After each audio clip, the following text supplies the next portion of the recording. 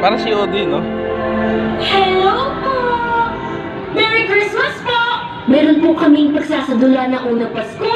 Pag-uumpisa po ito na alas 9 ng gabi. Sana po makanood kayo. See you po! Thank you! Tara tayo! Sure, Kaz? Di ka pa pagod? I'm game. Kayo? Oo naman. Tatay ko yata ang gaganap na pastol. Oo naman. Idol! Teka. Nag-order pa ako ng isang pambibingka. Ubusin ko lang ha. Parang di tayo kumain ng wagas buong araw, ah! Mukbang pangor! Para matikman naman ni sa akin mga patahe dito. Oo nga, baka puro burger na lang lagi kinakain mo. Grabe kayo. Sige guys, baka mag-start na yung play! Oo nga, para makaupo tayo. Let's go!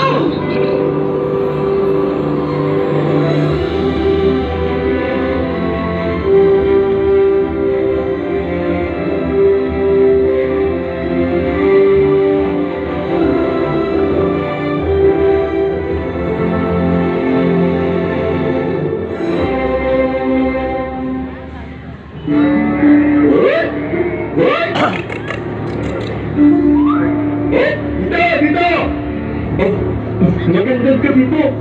Kamusta kayo? Ako si Tiago, isang pastol. Nagkwento ako sa inyo. Mula nang masaksihan ko ito, nagbago ang buhay ko. Nagsimula ito sa isang mapayapang gabi. Inaalagaan namin ng ilang pang mga pastol ang aming mga kawan dito sa tahimik na Boron. Di ko inaasahang may mensahe pala ang langit para sa amin. Para sa atin.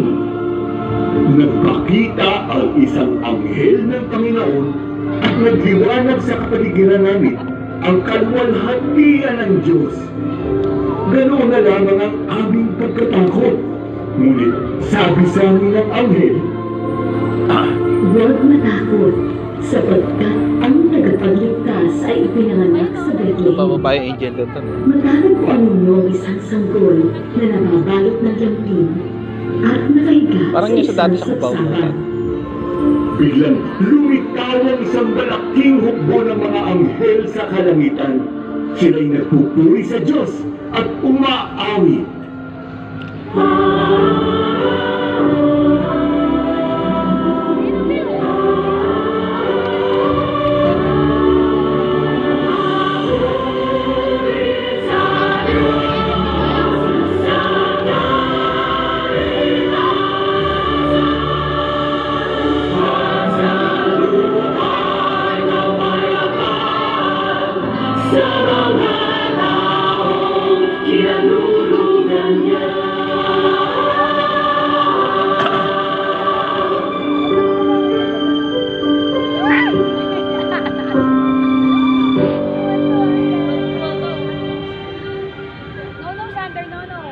Tila simponya ng pag-ibig at pag-asa ang kanilang mga tinig.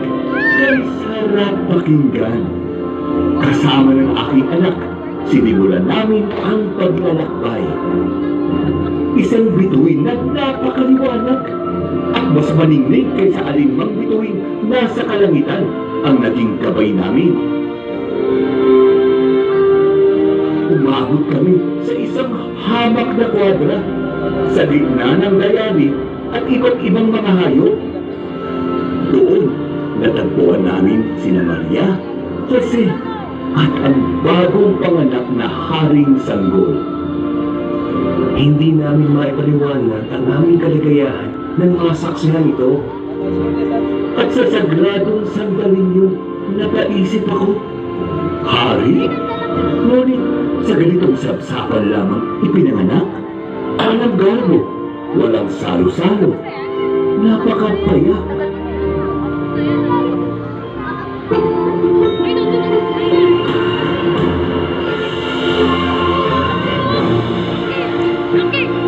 Walang salubong para sa isang hari.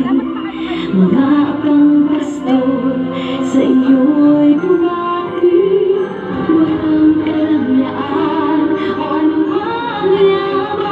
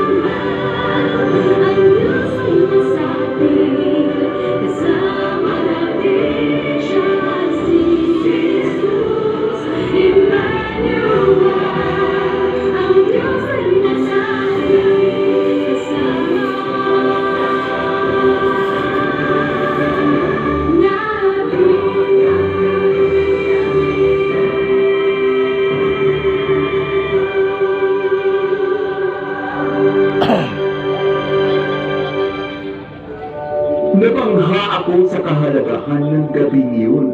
Sino ba naman kaming mga pastol upang mapiling saksi sa kapanganakan ng Kristong Hari? Aming napagtanto rin na ang paghahari ni Jesus ay tungkol sa pagpapakumbaba, pakikiramay, at walang pag-iimbot na pag-ibig at paglilingkod hanggat ang sariling buhay ay ibigay para sa kaligtasan ng lahat. Ibang-iba sa mga makamundong uri ng pamumuno kung saan kapangyarihan, karangyaan at kayamanan ang naghahari.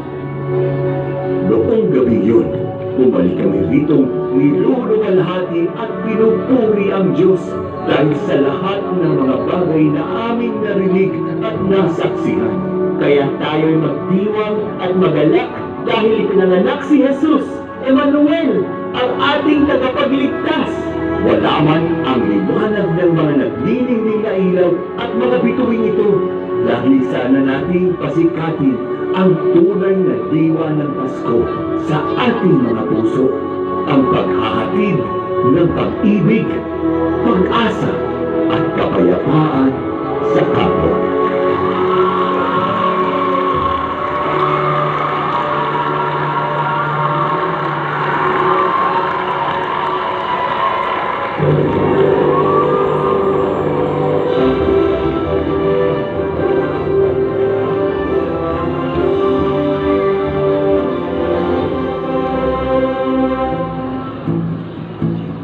Ang saya-saya pala magpasko dito sa inyo.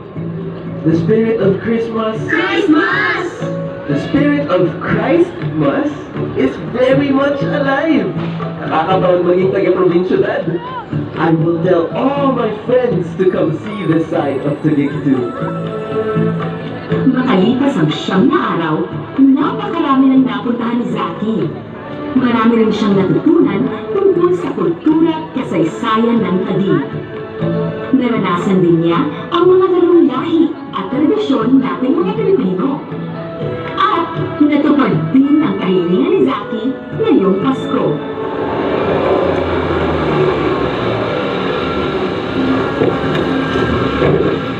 Dad! Mom! Sarap, anak! Merry Christmas! Kuya Bunchor! Ate! Ella! Salamat sa pag-alaga kay Zaki, ha? Nako, wala yun. Napakasaya ni Ella at ng kanyang mga kaibigan dahil panay ang gala at kain ng mga yan dito. Ako, Tita Sandy! Tito Baldi! Sana sa summer vacation ulit! Mom, Dad, I really had the best Christmas break. Kaya pala probinsya na ng tawag sa Taguig. Would you believe? Meron pang fishing and farming dito. Masarap din ng mga delicacies na pinatry nila sa akin. I got to fly a kite and play games out on the streets. Ang dami-dami na pasyalan. Wait, why don't we all go to TLC Park tomorrow? Slow down, anak. Parang inaapol. Sige lang, ihanda naman ani ang Noche Buena. Tapos, mag-istoryahanay ulit kita mamaya. Tulungan na kita, Ate Isay. Ay, wait! Bakit? Christmas groupie muna tayo! Sige! Dito, dito, sa may Christmas tree. Okay, 1, 2, 3, say Merry Christmas! Merry Christmas! At yan ang Pasko sa probinsyudad. Dahil ang Pasko sa Taguig ay pag-ibig. May we all have a blessed Christmas and a Christ-filled New Year. Dreaming, dreaming, I love Taguig!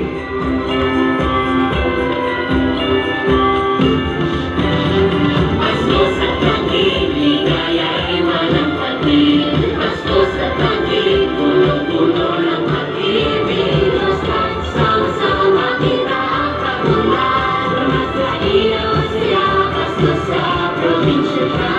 Pasko sa Taguig, ligaya ay walang patig. Pasko sa Taguig, puno-puno ng pag-ibig. Sama-sama kita ang kagulan. Magkailaw siya, Pasko sa probinsya ka.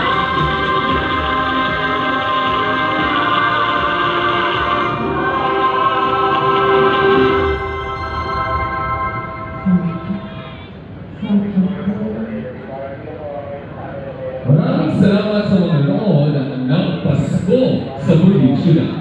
Ayos na. Halika na. Okay na. Teka na nak. Pasko sa Takik. Tatlong ano ko eh. Hinata na ako eh.